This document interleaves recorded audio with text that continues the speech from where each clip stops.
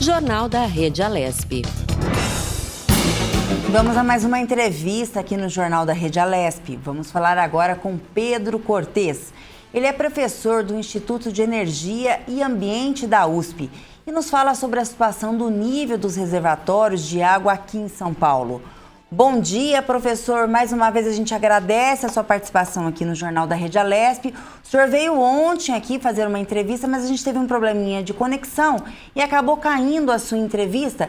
E o senhor estava passando muitas informações de grande utilidade aqui para a população. Por quê? Em 2015 tivemos uma grande crise hídrica. E estamos agora em 2021 com o mesmo problema, se não pior. E o professor está aqui para passar um geral do que ele falou ontem e continuar aí nosso bate-papo. Bom dia a todos, eu agradeço a oportunidade e compreendo esses problemas de conexão hoje são muito frequentes aí devido a um uso cada vez mais intensivo dessa comunicação à distância. Bom, retomando, né, o assunto de antes, eu vou repassar rapidamente o que foi conversado ontem. Nós temos uma situação bastante preocupante em relação aos reservatórios, por quê? No ano passado, na mesma época, nós estávamos aproximadamente com um nível, né, juntando todos os reservatórios que abastecem a região metropolitana de São Paulo, nós estávamos com um nível 13% superior. As pessoas podem até argumentar, 13% não é tanto assim, e realmente não seria se essa oscilação ela se desse em patamares mais altos. Então, vamos imaginar que no ano passado nós estivéssemos com 100% dos reservatórios, né, cheios, e hoje nós estivéssemos aí com 87%. Então, seria uma situação tranquila. Mas, na verdade, nós temos uma situação bastante preocupante, porque nós tivemos um decréscimo de todos os reservatórios, e hoje o nível agregado é de 44,2%. E o que mais preocupa é o sistema Cantareira. Por quê? Hoje ele está com 33,1%, e se nós fizermos um levantamento do que aconteceu ano passado e do que aconteceu esse ano, nós temos a seguinte situação. Nós pegamos a média histórica, né, quanto é esperado que chova em cada um dos meses, e nós vamos verificar que no ano passado, nós, comparando o que era esperado, né, em termos de chuva, e o que efetivamente aconteceu, nós vamos verificar que nós ficamos devendo um mês. É como se nós tivéssemos perdido o mês de novembro do ano passado. Então, nós já entramos esse ano com um déficit em relação ao sistema Cantareira. E esse déficit ele foi se acentuando ao longo deste ano. Então, nós chegamos a novembro, né, deste ano, já com 3 meses, é como se na média histórica nós tivéssemos ficado aí devendo mais 3 meses, que somado ao mês do ano passado, ficamos aí com déficit de 4 meses. Né, que choveram 4 meses que teriam sem chuva, comparado com a média histórica. Para melhorar essa comparação, nós tivemos apenas 3 meses esse ano, que foram os meses de fevereiro, julho e agosto, onde as chuvas elas foram superiores ao esperado do ponto de vista histórico. Então, nós tivemos, por exemplo, no mês de abril, choveu apenas 3% do que era esperado no sistema Cantareira. E em todos os outros meses, né, excetuando-se esse que eu disse, fevereiro, junho e agosto, em todos os meses nós tivemos um déficit. Então, a situação realmente do Cantareira, ela preocupa. Nós vamos agora ter uma recarga por conta das chuvas de verão, né, agora dezembro, janeiro, fevereiro, até março, mas o prognóstico não é de chuvas intensivas como seriam esperadas ou como se desejaria para recompor o sistema Cantareira e para que a gente pudesse atravessar o período de estiagem, que começa em março, com maior tranquilidade. Pedro Cortes, professor Pedro Cortes, me corrija se eu estiver enganado, mas naquela crise bem acentuada, acho que 2015, como a Lilian falou, em algum momento foi utilizado também as águas da represa Billings, isso para socorrer o sistema de abastecimento aqui de São Paulo. O senhor sabe dizer se a Billings também se encontra numa situação difícil nesse momento e se haveria possibilidade de ela ajudar o Cantareira caso seja possível e necessário? Então, nós temos, é uma excelente pergunta, por quê? o sistema Billings, ele tem uma capacidade equivalente ao do sistema Cantareira. Então, ele, por si só, poderia socorrer toda a região metropolitana de São Paulo. Acontece que o sistema Billings ele não foi pensado para o abastecimento da cidade ou das cidades próximas ali do ABC. Ele foi pensado como uma fonte, né, de água para geração de energia elétrica na usina Henry Borden, em Cubatão, e assim abastecer o polo petroquímico e também gerar alguma energia para a cidade de São Paulo. E isso, historicamente, o que aconteceu? Para manter o nível do sistema Billings em boas condições, foi feita a reversão parcial das águas do Rio Pinheiros, coisa que já não ocorre mais há um bom tempo, mas isso fez com que o sistema Billings ficasse altamente poluído. O que se fez durante a crise hídrica foi pegar uma determinada porção do sistema Billings, que não estava tão poluído, e fazer uma interligação com o sistema Alto Tietê, com uma forma de compensar a falta de chuvas no Alto Tietê. Então, o sistema Billings, infelizmente, ele não está capacitado, por conta do alto grau de poluição, a fornecer água para a região metropolitana de São Paulo. O tratamento dessa água seria muito oneroso e economicamente não seria viável. Então, nós contamos, o sistema Billings, normalmente, ele não entra nessa contabilidade, apenas essa água que é transposta, né, uma transposição bem parcial do sistema Billings para o Alto Tietê, que entra na contabilidade do sistema Alto Tietê. Ô Pedro, nos fala uma coisa, você acha que o poder público ele deixou de olhar esse grande problema hoje devido à pandemia, né, onde hoje o foco desde o governo, os municípios e do Brasil é a pandemia, e ele deixou de investir em políticas públicas para conscientizar a população de se economizar água? Olha, na verdade, nós tivemos uma situação bastante interessante no pós-crise hídrica, porque a população ela saiu da crise economizando água. Mesmo com a situação voltando ao normal, em março, a crise, oficialmente, ela foi considerada 2014 e 2015. Março de 2016, o governo do estado, na época, considerou que a crise estava superada.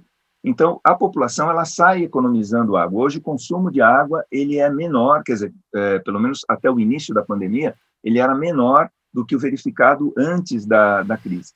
Uma coisa que, na verdade, todos devem levar em consideração, né, é que o nosso sistema ele é altamente dependente do clima, assim como diversos outros sistemas de abastecimento no mundo, e com o clima nós não conseguimos negociar. Não dá para pedir para, vai chover mais hoje ou chover mais amanhã, isso a gente, infelizmente, não consegue. A gente consegue fazer previsões meteorológicas, previsões climáticas, e, em cima dessas previsões, nós podemos tomar decisões a respeito do consumo, da distribuição das águas. Uma coisa bastante interessante é que, após a crise, a Sabesp ela passou a utilizar um sistema mais econômico de uso do sistema Cantareira. Então, foi um grande ganho, porque, na medida em que o nível vai abaixando, ela vai reduzindo a quantidade de água captada do sistema para o abastecimento. Então, ela vai compensando isso com outros mananciais. E também, uma coisa bastante interessante é que ela tem um laboratório de clima que utiliza previsões climáticas para melhor gestão do sistema. O grande problema que nós temos é que o sistema Cantareira ele vem sofrendo, na verdade, com as mudanças climáticas. O volume de chuva que ocorre desde a época da crise, mesmo no pós-crise, não tem sido suficiente para fazer com que o sistema retorne a uma situação pré-crise. Antes da crise, nós tínhamos, por vezes, 80%, até 100% da capacidade do sistema, quer dizer, o sistema completamente cheio. E hoje, no pós-crise, nós mal conseguimos ultrapassar 60%, e isso independente de nós termos o sistema El Niño, Laninha funcionando, tal, mesmo com essa alternância, nós não temos condições ideais. Porque o sistema Cantareira, às vezes as pessoas perguntam, chove muito em São Paulo e isso não abastece o sistema Cantareira? ela abastece muito pouco, porque essas frentes frias que vêm ou essas frentes chuvosas que vêm do sul, elas acabam não ultrapassando a barreira da Serra da Cantareira, da Serra da Mantiqueira, e essas barreiras geográficas direcionam essas frentes frias para o estado do Rio. Então, muito pouco dessas frentes frias conseguem abastecer o sistema Cantareira. O sistema Cantareira ele depende muito das chuvas que vêm da Amazônia, pelos rios voadores, que é um fenômeno com o qual os meteorologistas trabalham cotidianamente, não é nenhuma novidade, e o que tem acontecido é que essas chuvas elas têm passado por uma redução importante ao longo dos últimos anos, razão pela qual nós estamos, por exemplo, hoje, com a bandeira tarifária, né, bandeira vermelha patamar 2, a bandeira mais cara de energia elétrica. Por quê? Porque várias usinas hidrelétricas na região central do país, que também dependem dessas chuvas, elas não estão com volume de água suficiente para a geração de energia elétrica. Então, o mesmo fenômeno que tem afetado essas usinas hidrelétricas tem afetado o sistema Cantareira. E aí, né, finalmente, o governo, né, os políticos, independente de partido, porque essa é uma causa que afeta a todos, eles devem considerar as mudanças climáticas na formulação de políticas públicas. Eu digo, as mudanças climáticas, elas não são uma aposta para o futuro, elas já são o nosso cotidiano. Nós passamos de uma fase de possibilidades e entramos numa fase de consequência. E quais são essas consequências? Redução do volume de água de reservatórios importantes para a geração de energia elétrica ou para abastecimento urbano. Nós pagamos mais caro por conta dessa energia, então, realmente, precisa considerar isso nas políticas públicas e manter o público permanentemente informado a respeito da situação dos mananciais. A imprensa vem fazendo isso, houve uma mudança significativa na pauta, né, dos diversos veículos de comunicação que cotidianamente fazem menção à situação dos mananciais, mas é importante ir além disso, né, principalmente por parte do governo, do poder público, de mostrar para as pessoas como é que elas podem economizar água, né, privilegiar o uso racional da água. E só para finalizar essa questão, já estou me alongando muito, nós temos como exemplo a Espanha. A Espanha tem uma cultura muito próxima à cultura brasileira, né? Não é uma cultura muito diversa, é um país com boa similaridade com o Brasil, e ela tem áreas que sofrem com escassez crônica de água. E eles aprenderam a usar racionalmente a água, economizar água, sem que isso reduzisse a qualidade de vida dos espanhóis. Então, há exemplos muito bons que nós podemos adotar. Volto a dizer, nós saímos da crise economizando água, mas seria importante a gente economizar um pouco mais para tentar sempre manter os reservatórios com um nível razoável, evitando uma nova crise hídrica. Professor Pedro Cortes, eu quero pegar o gancho no que o senhor falou do fenômeno chamado rios voadores. O fato de, nos últimos tempos, aí, a gente ter visto muitas notícias em relação a desmatamento na região ali da Amazônia, em relação a queimadas, esses atos ilícitos, esses crimes, né, contra o meio ambiente, contra a vegetação daquela região, isso influencia diretamente para que esses rios voadores não cheguem até aqui, o sistema Cantareira? Exatamente. O que acontece é que a umidade da Amazônia ela vem do Oceano Atlântico, da região equatorial. Lá na região equatorial, os ventos alísios, né, os ventos, eles sopram da região leste para a região oeste, eles empurram a umidade do Oceano Atlântico para o interior da Amazônia. Na Amazônia, né, essa umidade precipita sob a forma de chuva, ela hidrata consideravelmente o solo e as grandes árvores que têm raízes profundas conseguem drenar quantidades muito significativas de água e repõem essa umidade sob a forma de vapor pela transpiração de volta à atmosfera. E esse ciclo vai se repetindo. Quando esses ventos eles encontram os Andes, eles viram em direção à região centro-oeste e à região central do Brasil. A influência dos rios voadores chega até o Uruguai e norte da Argentina. Eu costumo brincar dizendo assim, quem gosta de tomar vinho, toma vinho do Rio Grande do Sul, do Uruguai ou de Mendoza, está consumindo um pouquinho de água que veio da Amazônia. O que acontece? Os ventos, eles continuam a existir. O problema é que quando nós temos o desmatamento, e substituímos isso, por exemplo, por uma pastagem ou um cultivo, Essas plantas que ficam no lugar da mata nativa, elas têm as raízes muito pouco profundas. Então, elas não têm a mesma capacidade de drenar a água do subsolo e repor essa umidade na atmosfera. Então, quando nós temos o desmatamento, nós vamos interrompendo esse ciclo e reduzindo a quantidade de umidade que é reposta na atmosfera. Então, isso vai impactando, fazendo com que ocorra uma redução no volume de chuvas. E há também a forte possibilidade de que nós estejamos num limite a partir do qual a floresta perde capacidade de autossustentação. Ou seja, esses efeitos de redução de chuvas, eles começam a se verificar dentro da própria floresta amazônica.